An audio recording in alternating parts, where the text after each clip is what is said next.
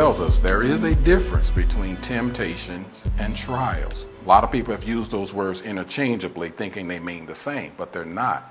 Temptations come to us in the midst of trial. Yeah. Here's another way for me to say it, not trying to trick you. Every temptation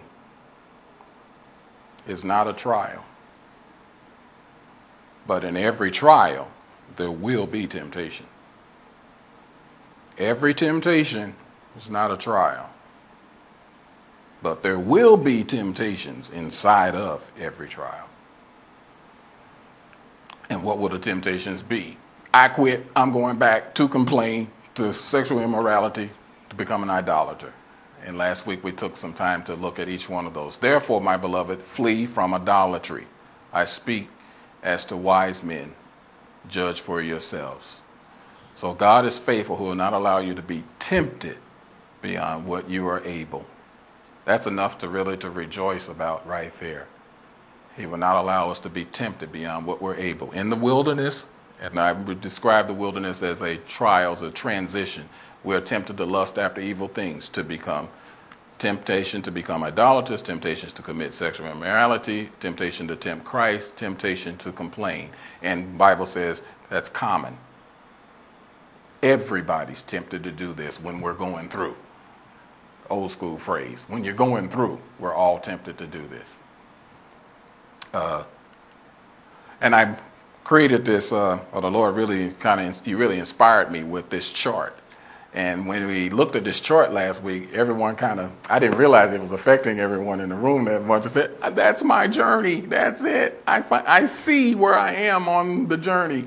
But the moment you and I, that God gets us out of the prison, I'll show you why the Lord even gave me these particular items that you see along the transition. You see prison over here to the left, promise over here to the right. God got us out of the prison where we were enslaved to sin and enslaved to lust and idolatry, to selfishness. We were prisoners of lies. We were sometimes captives of the enemy, meaning demonized, strong demonic influence in our lives. And so you come out of the prison, and now the Lord is now taking us on a journey, not to heaven, but now to get you to your promise and to your purpose, to the reason why I put you on the planet. Because up until then, the enemy had you, and you couldn't fulfill my purpose for your life. But now that I've got you, now I can now start moving you into your purpose, into the place of promise. But before I get you there, I got to get you prepared for that place. And I've got to get some of this residual stuff that's on you from your prison days. I got to get that out of you. In other words, I got you out of the prison, but I got to get prison out of you. Because you can't be in the land of promise still enslaved to your selfish desires.